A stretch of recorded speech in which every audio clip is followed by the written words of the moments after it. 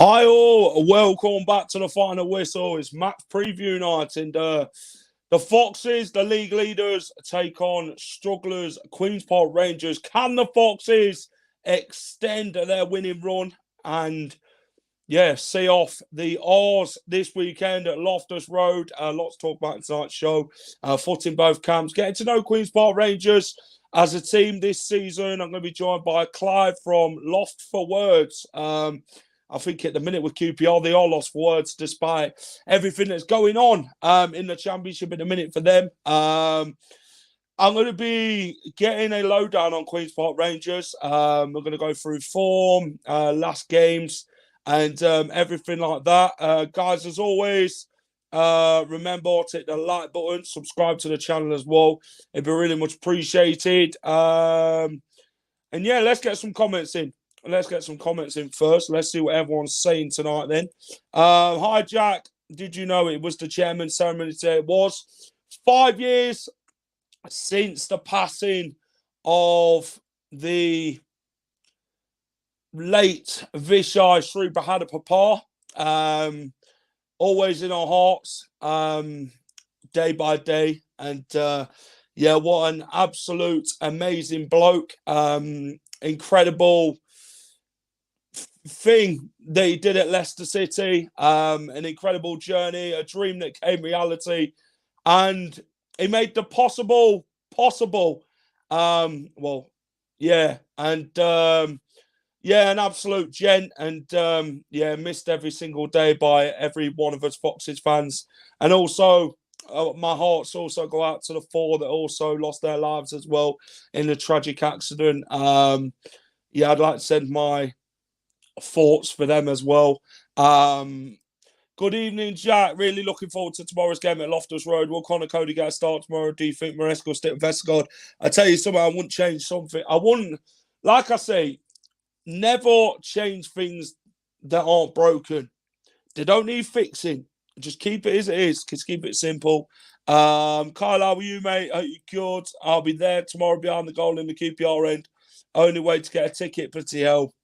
You sitting in the bloody QPR end. Don't go celebrating too much, will you, Highfield Foxes, mate? I mean, you got to sit on your hands at that part of the game. Terence, how are you, mate? 4-0 Leicester City tomorrow, yes. Let's get my guest in, Clive from Loft for Words. Clive, how are you, mate? Yeah, mate, every day's a new success. We're having a great time. It seems it. Talk to me about your podcast and that. Where did it come about? And tell everyone where they can find you, mate. Loft for Words, it's a website. It's been going 20 years. Stumbled into it really when I was a student, and it's still here. It's where all my hair's gone. It's basically 3,000 words on everything. Like, if you're looking for something quick, it's not for you really. It's deep dives and long interviews and boring old man stuff like that. Yep. Who's your all-time favourite player for QPR? And talk to me about your love for Queen's Park Rangers. All-time favourites? Great question. I mean, when I started following QPR, we were fifth in the Premier League.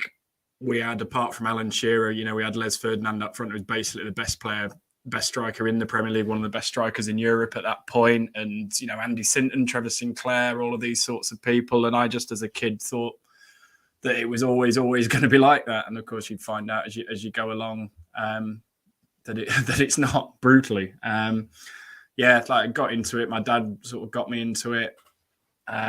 Didn't show a lot of interest in football through the sort of first 6, 7, 8 years of my life, and got ribbed for that at school by a load of little Man United fans. And then QPR beat Man United 4-1 on New Year's Day on the TV. And I was like, well, that's Dad's team. Maybe I am interested after all. So, got into it through dad, basically. Yep. It's always good to get through football with family in it, who have the passion for the sport and the love for the football club. That's exactly how I got into Leicester City, you know what I mean? Dad would have it no other way than supporting Leicester, do you get what I'm saying? And like I say, you support where you come from, don't you, as a boy, you know what I mean, growing up. It's not about who you support at the end of the day. As long as that club means something to you, it's all that matters. They don't care about what everybody else has to say about the football clubs and all that. You know, you just carry on supporting them forever, basically. Talk to me about the opposition, Clive. I mean, 23rd in the Championship, 2 wins all season. Gareth Ainsworth, I mean, some would say he's not a football manager. He looks more like a rock star. Talk to me about QPR's season. Give us a digest into Queen's Park Rangers. Where has it all gone wrong? I mean, it's been going wrong for some time. So, Gareth's basically on his last legs. I think tomorrow is quite likely to be his last game. And what have we lost? I think we've lost something like 16, 17 of his 26, 27 games in charge. 1 home win in a year, no home wins in 11, club records just getting tumbled left, right and centre for the opposite reasons that you guys are tumbling records. He hasn't really got a leg to stand on because, some of the decisions and the tactics and the team selections and the players he signed and some of the wild stuff that he says in interviews and whatever, I think people are basically at the end of their tether with him. And because he was such a good player for us and he's a character that everyone at QPR liked and we remembered very well, he's, probably had more time than many would have got. Yeah. The problem, if we think that Ainsworth's going to leave and things are going to get a great deal better, I'm not sure another manager keeps our team in the league because it's a poor team and it doesn't score goals. There's no goals in it. But somebody should be making a better fist of it than what he is. The problems are long-standing at QPR. They're at board level. We've been mismanaged, FFP. I could talk to you for half an hour about everything that's gone wrong. So it's not all Gareth Ainsworth's fault, but no.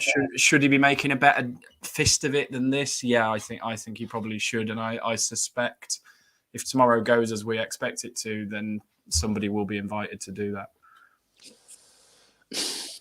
I mean, after the game against Watford, he did talk about staying in the league, survival. Even in the first game of the season, you're thinking, what's this manager on about? Do you know what I mean? You should never talk about survival or anything like that in your first ever game after losing to Watford in the fashion that you did. Talk to me about your players like Elias Chair and that. I mean, Elias Chair is obviously one of your key players in it. He's been a star player for quite a number of seasons for QPR, one of your better players. How has things gone for him? I know there was obviously links with Leicester in the summer and other teams like Leeds and that wanting to prize him away from Queen's Park Rangers. How, as a player, is Elias Chair? How key is he for QPR? Yeah, Chair's a very good little player. He's better than the team that he's in. Doesn't look particularly good in the team he's in now.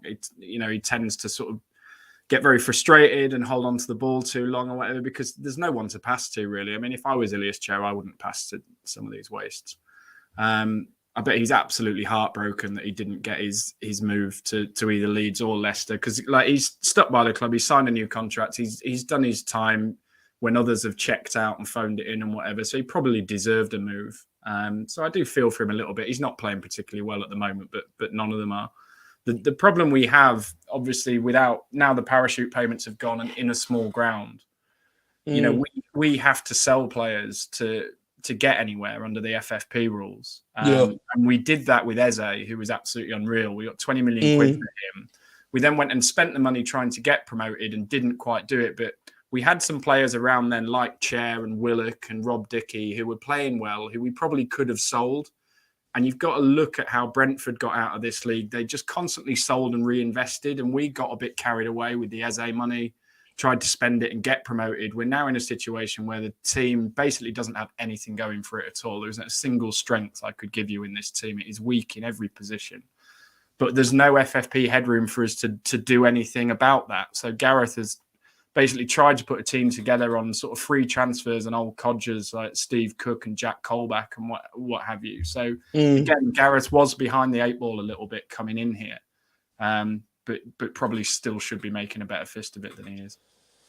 He should. He should be getting the best out of the squad that he's got, really, shouldn't he, as a manager? You know, I know his interviews are not great and everything he says. He does seem like a very honest bloke. I mean, maybe he should keep things more private away from the media because they like to stir the pot, don't they, Clive, when things do come out from managers. How did you find the West Brom game in midweek? I know they lost. Was it 2-0? It was pathetic. I can rarely recall seeing a team approach a game with so little ambition. I mean, West Brom are not terrific and were missing 4 of their strikers in the week. You know, they had Thomas Asante playing up front who hadn't scored for 7 or 8 games. And basically we stood there with a back 5 and 4 in front of that, didn't cross the halfway line. I presume the plan was to try and keep it to 0-0 until 10 minutes from time and then bring Sinclair Armstrong and Paul Smith on and try and catch them on some sort of break. The passing statistics in the week are just heartbreaking. Like not a single QPR player completing passes at the same percentage as any West Brom player. Our central midfielder gave the ball away 40% of the time he had it. We didn't have a shot. We didn't have a shot off target. We didn't complete a dribble, penalty box incurred. Every stat or metric you could look at, we basically weren't in the game. And our best case scenario was maybe we get a 0-0 out of this, and then did something stupid. Jimmy Dunn got sent off and give a penalty away, and that's game, and that's us because we don't score. Like, it's a year now since we scored 3 goals in a game. More than 4, I think it's 46 games now since we scored 3 goals in a game, and across those 46 games, we've only scored 2 goals in a game 5 times. So basically, as soon as the opposition have scored 1, the most we're getting is a point. And under Gareth Ainsworth in 27 games, I think we've recovered 2 points from losing positions, and that's it. I think we've lost now. We haven't won any of the last 28 games where we've conceded the first goal. It's so bleak. Like standing there at West Brom, like you've taken half a day off work, you've spent the money, you're standing there behind the goal, and you're just watching them stand there trying to drill a 0-0 out of West Bromwich Albion. And you know, there's got to be more to life than that. It's a bleak watch. Apart from, I mean, Sheff Wednesday are obviously a basket case. So, you know, God bless Sheffield Wednesday. But I'd be amazed, you guys tomorrow, I'd be amazed if you've seen a worse team than us in years. What was your expectations for QPR before the season started, and have they changed since?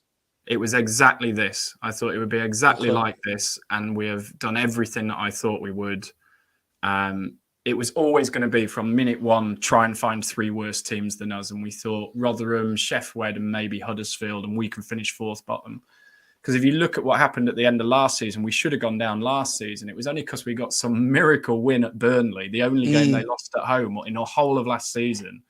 And we did that with something like 18, 19% of the ball by heading a corner in like 5 minutes from time. Ridiculous win, completely ridiculous. Like one of the strangest football games I've ever been to, and that kept us up. Yeah, we won 2 out of 28 games at one point. We got dumped out of the FA Cup at Fleetwood. We had players pretending they were injured. We had like everything that could go wrong in a season went wrong, and we should have gone down last season. And like I say, there's no FFP headroom to do anything with that team. So it's essentially the same team, and they've tried to clog the centre of the defence and the centre of the midfield up by bringing in people like Morgan Fox, Steve Cook, Jack Colback, Asmir Begovic. But, you know, these guys are at the end of their careers. They've earned their money. Most of them are injured already. You know, we've got no fit centre-backs for tomorrow. God knows who we're going to play centre-back tomorrow. You know, you can't rely on the people like that for 46 games. And you certainly can't, you know, Begovic has been to World Cup. Steve Cook's won promotions, played in the Premier League. Jack Colback's been a decent player. You can't ask players like that to just stand there and punt channel balls for Sinclair Armstrong. Like they're not gonna buy into that. They're gonna get fed up of that pretty quickly. And I think that's the stage we're at now. You've got to have a better plan than that. So yeah, I thought it would look exactly like this, and it does. Yep. tomorrow is QPR versus Leicester at Loftus Road. We'll get on to score predictions, team selection, and that later on. Talk to me about Leicester. I mean, what is your thoughts on Leicester City as a opposition fan? Do we have to? I thought you'd piss it, and you. I mean, if you flip the table round, you're second. I thought you'd piss it, and you are doing. I mean, that's all I can say. Like, you shouldn't have come down really with the squad that you had. The players that you've got, just looking at your striker options compared to us, is basically Lyndon Dykes, who never scores, Ryan Colley, who's just a kid, Charlie Kelman, who's a kid we got from Southend, hoping he would make it, and he hasn't, and Sinclair Armstrong's another kid who's just very, very raw, quite strong and quick. And then I look at your strikers. So I was talking to my Leicester mate earlier. He's like, I think he might rotate. I think he might take Iheanacho out and play Vardy, or he could do this. I was like, are you kidding me? Like, Tom Cannon was one of the best players we played against last year at Preston, and he hasn't even played for you guys yet. So I'm struggling to recall a mismatch on quite this scale, and I'm not looking forward to it. Have you got any questions for me regarding Leicester? Any chance that you could not bother, or is there a food poisoning epidemic going around or something? Just I mean, the only hope is that you just take us massively, massively lightly. But I mean, look at the score predictions on our prediction league. I think there's one QPR fan has gone for a QPR win. It's something like 98% think Leicester are going to win. Because the way we're playing, man, it just doesn't give you any hope that you're going to achieve anything in the game, even by accident. Like, we never go in their penalty area. And on Tuesday, we never cross the halfway line. So what hope or chance do you have of getting anything out of these games when you're playing like that? And yeah, like I say, you guys, I mean, Loftus Road, the experience of being a home fan at Loftus Road at the minute is we turn up, the away end's always sold out. Yeah. And 3,000 away fans have a lovely time. That's basically what being a QPR fan is like now. We've won one of our last 20 home games. So, yeah, man, I don't know what to say. It's music to kill yourself to. I'm sorry. I think Maresca at Leicester has changed quite a lot, hasn't he? Ripped the coaching staff apart, changed the team a lot. I mean, there was a big thing about mentality. At the start of the season, he said, if your mentality's not right here, then, you're gone, basically. And that's the type of manager you want in it. You want players who are 100% committed to his football club rather than players who aren't. Maresca, 12 wins out of 13. I mean, you can't ask for much more than that as a football fan to start the season in the Championship. I think keeping the likes of Ndidi, Dewsbury Hall, Ricardo Pereira, I think it's criminal to have them in the Championship, to be fair. Harry Winks, I mean, who'd have expected him to come to Leicester in the Championship? He's a Premier League player by far. Shouldn't have been nowhere near this league. Connor Cody offers huge experience to Leicester's backline and that. Vestergaard's turned it around massively this season, to be fair, for me.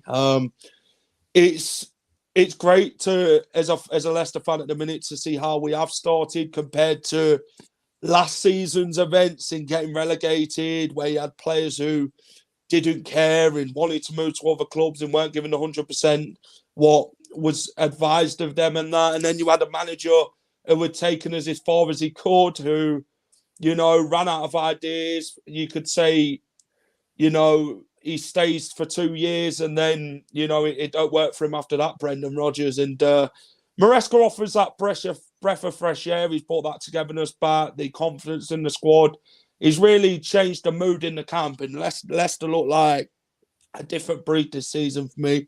They look like they actually want to play for the shirts and they give a damn about the football club. And I don't think you could say that about many football clubs, could you, regarding that sort of matter? No, certainly not. I mean, Ainsworth puts a lot of stock in that as well, the buy-in and the team ethic and whatever. But, I mean, the thing that your guy does is he plays a style of football that the players enjoy playing and want to be a part of. Gareth seems to base a lot of his hope and expectation for this team on things like intensity, running harder, tackling harder. And look, the team he inherited here last season didn't have any of that. So he was inheriting a team that didn't care, lots of players feigning injury, didn't want to be here, would eyeing up summer moves elsewhere. So I get that he had to go for that sort of buy-in, but as I say, Maresca plays a style of football that players like playing, and I can't believe that people like Steve Cook, Jack Colback want to be here playing the style of football that we are. And you have to have more at this level of professional football than just intensity. The boys are going to give me everything. We're going to run harder than you. You've got to have more than that. He's getting repeatedly outcoached. I mean, watching us against John Dahl Thomason's Blackburn in the last home game that was the second 4-0 we've had this season, with Watford being the other. And on both occasions, it would have been more than 4 if the opposition had kept going the way they were. They kind of spent the last 20 minutes just knocking it about because they knew the game was done. So we've already lost 4-0 twice, and on both occasions it could have been a lot more than that. I just think Ainsworth, we know what he did at Wickham.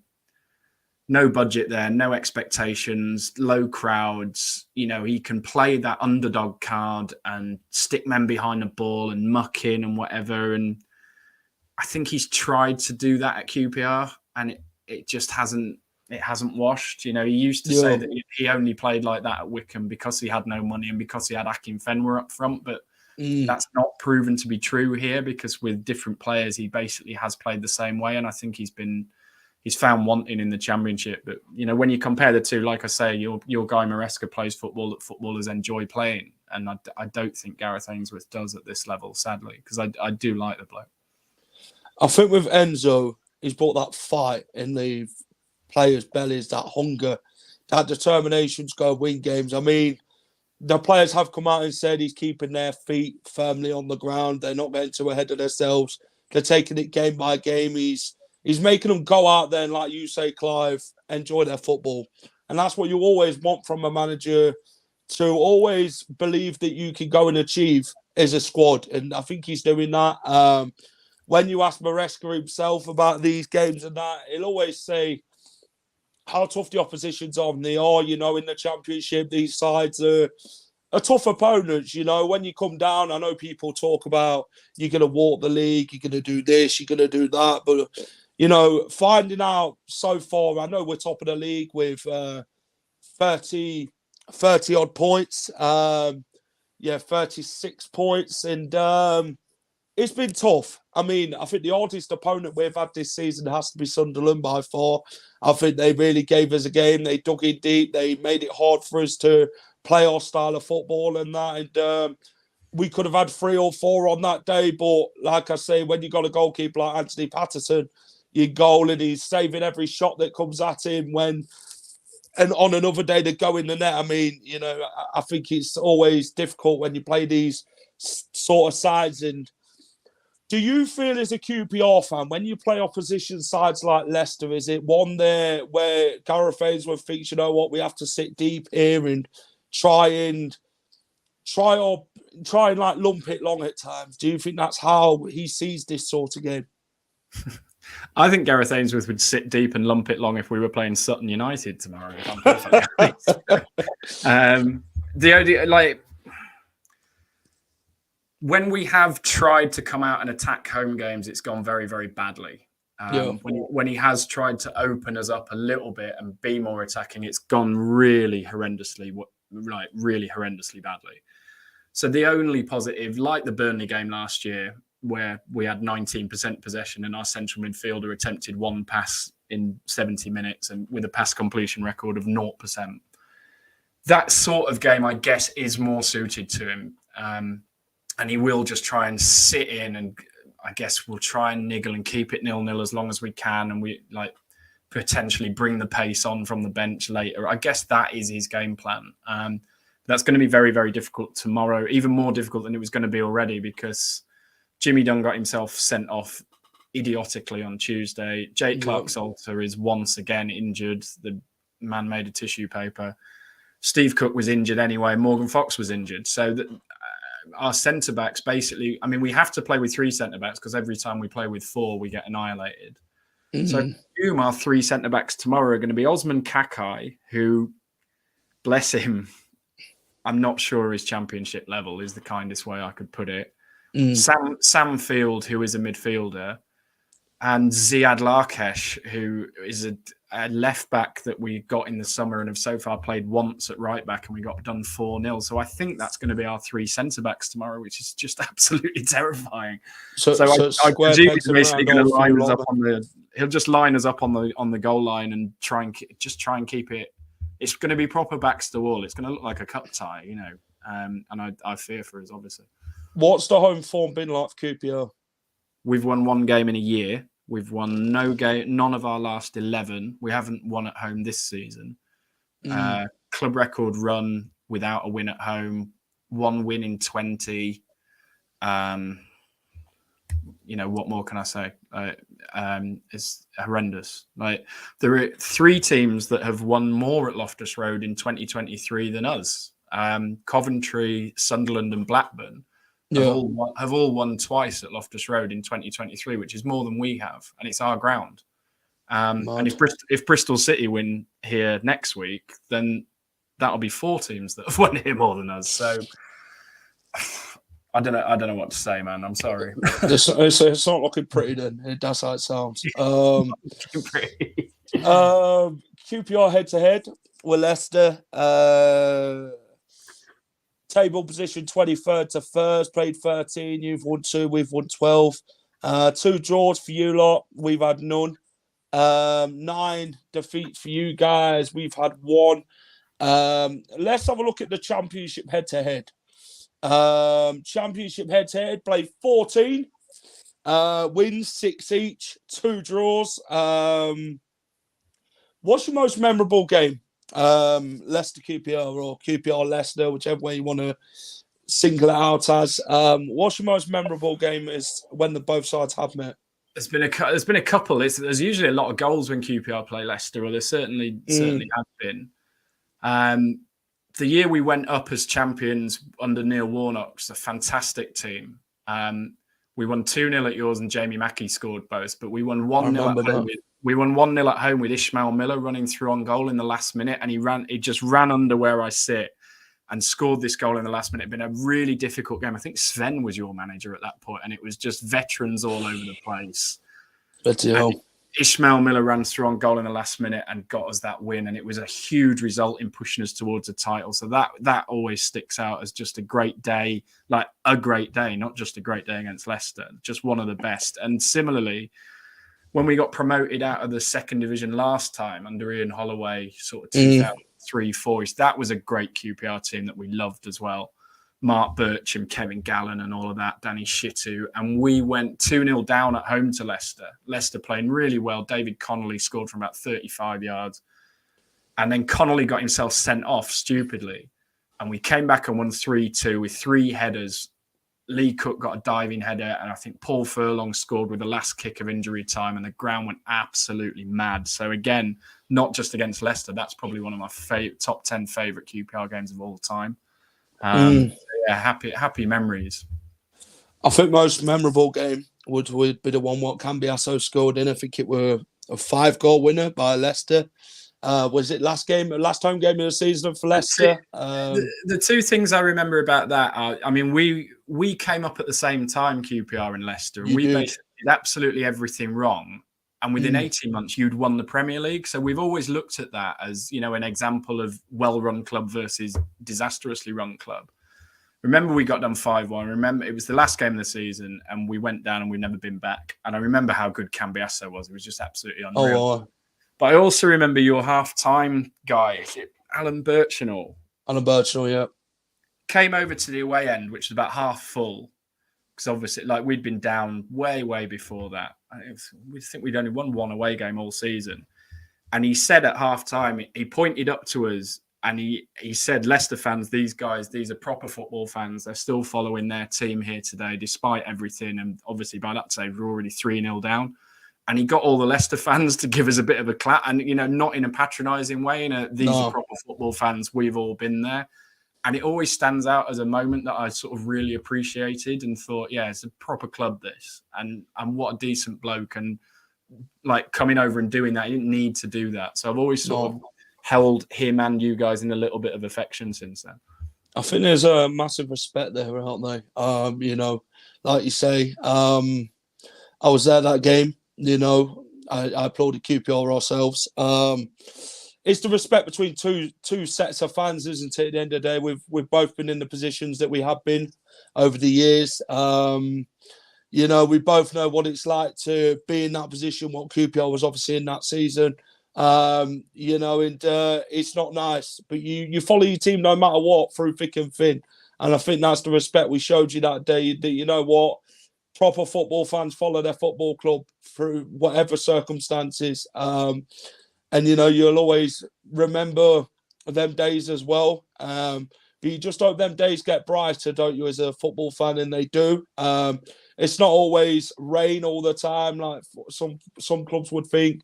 Sometimes, you'll obviously have them sunshine moments where you think, you know what, we've seen brighter days, and it's fantastic because you're always in the ups and downs with your team. But like Leicester, we got the great escape that season, somehow pulled it off. We was expected to go down by quite a lot of the pundits and that, and then they're thinking, how the blows Leicester turn this around. I think it would, starting from the West Ham game, we ended up winning that game. We were scoring late goals and that. It weren't done until it was over. We then, that following season, went on to win the bloody Premier League, and you're thinking the great escape to the Premier League title. I mean, you couldn't ask for anything more better than that, could you? As a fan, you wouldn't have dreamed that would happen the season after fighting relegation and just staying up and that. But we've had some fantastic years since then, and we've bloody broken a hell lot of records. And it's been a well-winded one as a Leicester fan. I mean, football's a bloody game. Let's have a look at the last 5 at Loftus Road then, Clive. The 3-2 defeat in November 2014. I believe Cambiasso scored at Loftus Road that day. You guys beat us. I think Charlie Austin scored for you lot. I remember quite rightly. Then in 2013, we beat you 1-0, which we're going to get onto that game in a minute. QPR then beat us 1-0, March 2011. We then beat you in October 2009. Nigel Pearson were manager then, wasn't he, for Leicester?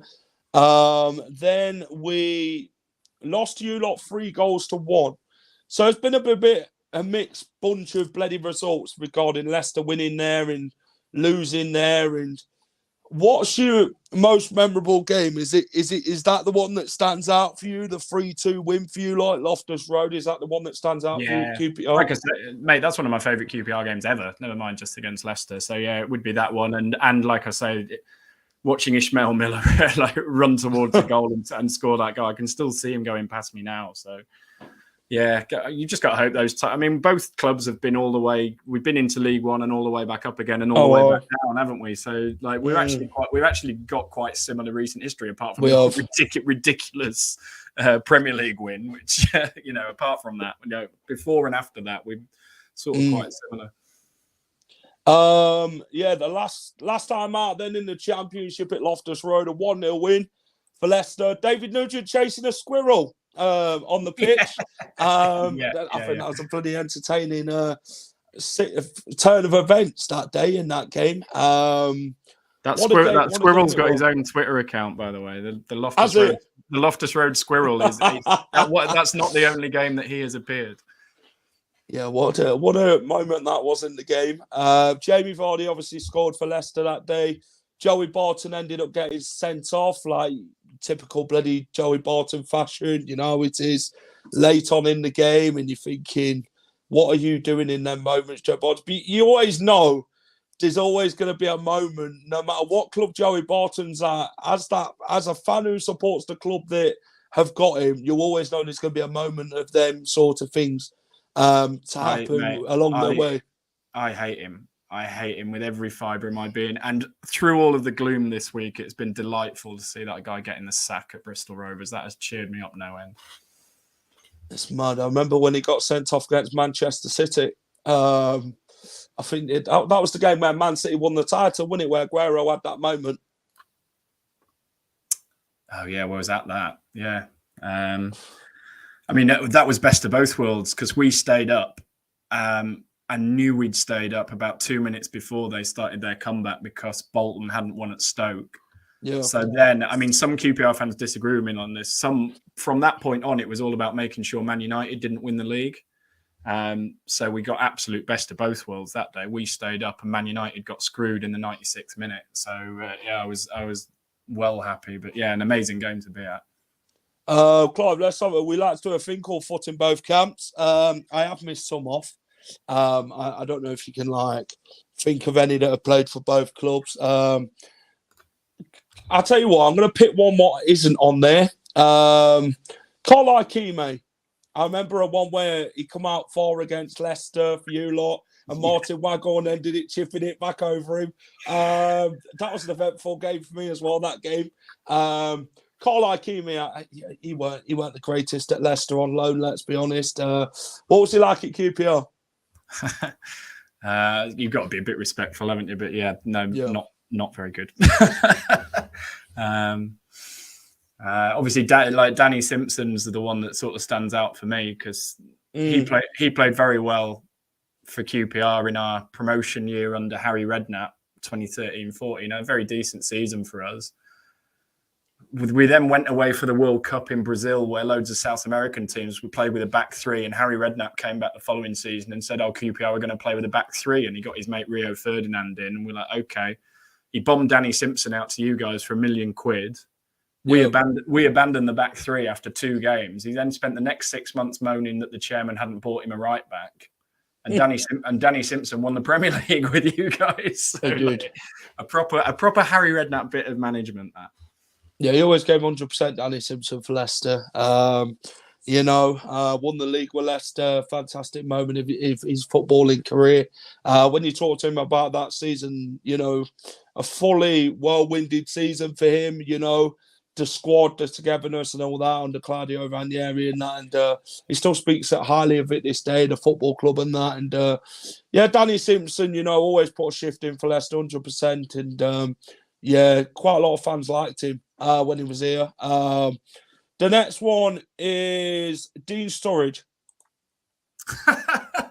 Yeah. Yeah, he didn't play. He didn't score for you lot, did he? He did not. He did for us. I think he scored about 6 or so for us. Signed without a medical, infamously at QPR. That's all it was. Signed without a medical with about 3 or 4 months of the season left, and basically our chairman at that time, who was kindly put a character and more accurately put probably a bit bent, spoke to his agent friend and Jim Smith, I think, who'd had him at Derby, who said, he might do your job, but don't give him a contract longer than 6 months because he'll just sit on it and never play. So we give him 18 months, signed him without a medical, and I think we saw him 2 or 3 times in that 18 months. Although, to be fair to him, one of those was dramatic and well-loved Copa del Ibiza success over Coventry, which was a big night. So maybe it was worth it just for that. But yeah, he was a bit of a joke at QPR, that guy. Yup. DJ Campbell. Quite liked DJ Campbell. Thought it was a decent signing. Didn't really get a fair run at QPR. I quite liked him. I think we didn't pick him and we loaned him out and we ignored him while we had worse strikers playing for us, in my opinion. I mean, he's not the best, but I didn't think he got a fair crack at QPR. I quite liked him. Yeah, I think his better days were at Birmingham and Blackpool, to be fair to him. He did all right at Leicester, but yeah, his tenure at Leicester in the end, it just went sour. To be fair, DJ Campbell. He was a part of the squad that, we were struggling season by season and then we ended up obviously going down to League One and that. And obviously, I think his better days were under Ian Holloway at Blackpool, where they obviously went up that season, didn't they? Winning the playoffs, being in the same team as Charlie Adam and that. I mean, he did really well for Blackpool, and I think they was his better days as a player. Alex Smithies. I mean, he ain't played a bloody single game for Leicester. What was your thoughts on Alex Smithies? When we had Alex Smithies, he was basically the best goalkeeper in the Championship. It was absolutely unreal. He was worth about, I'd say, 12, 15 points to QPR when we had him. Penalty saving alone got you sort of 6, 9 points a season. Just absolutely brilliant goalkeeper for us. Probably kept us up one of the years under Ian Holloway. I think we would have gone down if we'd had a worse goalkeeper. Got his Premier League move to Cardiff and then never got picked. And I felt sorry for him because that was obviously a big moment in his career that he'd been building up to, and we liked him a lot. And now, obviously he's just gone into that bench sitting mode now that some goalkeepers do.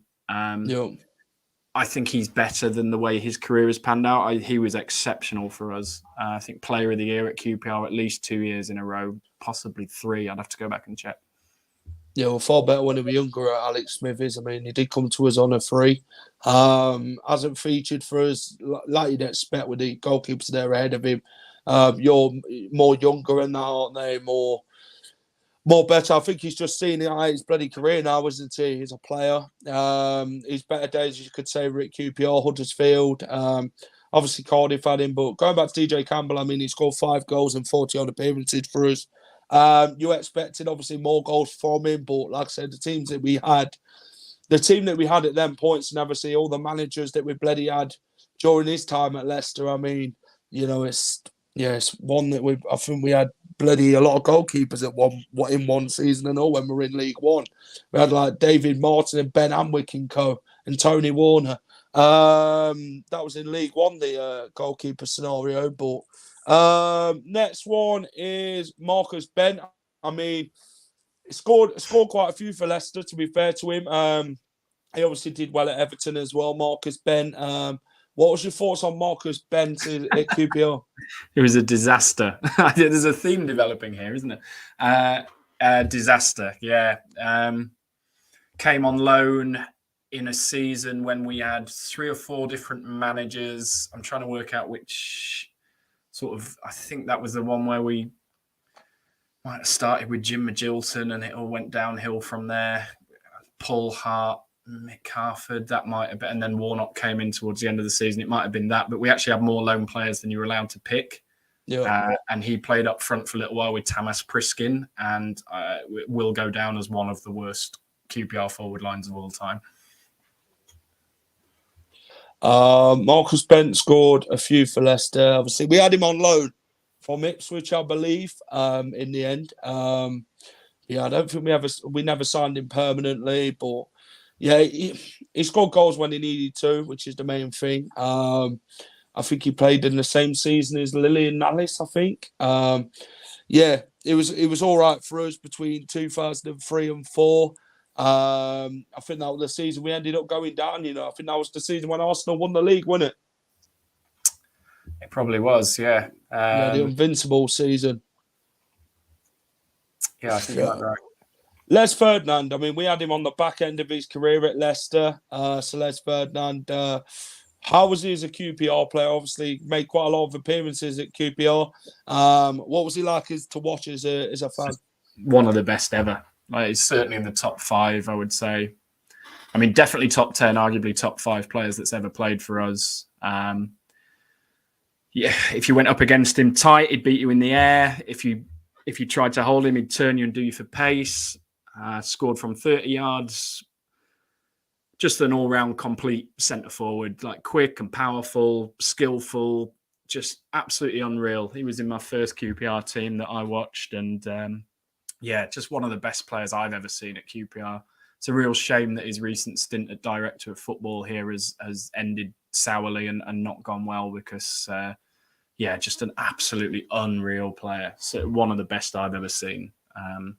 Brilliant guy. Yep. Let's get into team selection, Clive. We'll let you go first for QPR. What formation are you going to go against Leicester? Don't say 10 on the line or 11 on the line. Be very. I don't know. I don't know how you're going to put this one, but let's see what interesting formation you've got for this one. It'll have to, like I said, the 2 times this year that we've played with a back four, we've conceded 4 goals both times. So the team cannot play with a back four. So it'll be 3 centre-backs, but we haven't got any centre-backs fit. So it'll probably be Begovic and then potentially a back 3 of Kake, who's not a very good right-back playing centre-back, Samfield, who's a midfielder playing centre-back, and Ziad Larkesh, who's not a very good left-back playing centre-back. And then it'll be Kenneth Parle at left wing-back and Reggie Cannon, who must be on the phone to his agent every day saying, what on earth have you done to my career, at right wing-back. And then presumably Dizelle and Colback and one other in midfield, and then probably Dykes and Chair up front, and then Sinclair Armstrong and Paul Smith to try and provide pace off the bench if we've managed to keep the score within arm's reach. Or we might go with Sinclair from the start and try and sort of knock long balls in behind your defence and go after you with a bit of pace as our only sort of attacking weapon. But yeah, that's the best I can guess at. Leicester will start with Hermanson in goal. Vestergaard, Wout Fass, James Justin, Ricardo Pereira. There'll be no Wilfred Ndidi tomorrow. Obviously, he's injured. Harry Winks, Dewsbury Hall, Cesar Cassidy, Mavadidi. Vardy will start up front, and then I think he'll start Fatawu as well out on that right-hand side. So that's my 11 for us. I think Iheanacho, he'll start on the bench tomorrow. Obviously, they reverted in the week for Iheanacho to start. Obviously, Vardy started the game before. So, yeah, I think that's how we're going to go tomorrow. I think that's how we line up. I mean, Cassidy had a good game against Sunderland. So, hopefully he can carry on doing well when filling in for, obviously, Wilfred Ndidi. Obviously, Wilfred Ndidi has had a cracking season this season so far. But you expect a lot from players like Wilfred Ndidi in this league, don't you, Clive, with the quality and that he's got? Well, yeah. The Leicester squad should not be in this league. Like the players you've got should not be in this league. And you won't be for very much longer. So, compared to us, it's an embarrassment of riches, really. And like I say, QPR and Leicester did get promoted to the Premier League together the first time. So the way the two clubs have gone since then it's something that gets talked about a lot at QPR. Everyone remembers that we went up with Leicester, and look what they've done and look what we've done. I know you guys have had a blip and come down, but we'll obviously be going back this season. So yeah, I mean, you could pick anyone out of your team. No business being at this level, this team, really. Well, I mean, we deserve to be relegated after last season's performances. I know people say, yeah, but look at the squad we had, blah, blah, blah, but it's performances and the points that matter in football. And if you're not doing that, then, you obviously deserve to go down, which obviously that was us. I think this season's it'll do us good. It's obviously breath of fresh air, isn't it? Like under a new manager and all that. And like I say, obviously the target is to get promoted this season at the first attempt. So, like I said, we're taking it game by game, and we'll go from there. The next one, Clive, and it is the very last one, mate. Score prediction. And what's your head and heart saying for this one?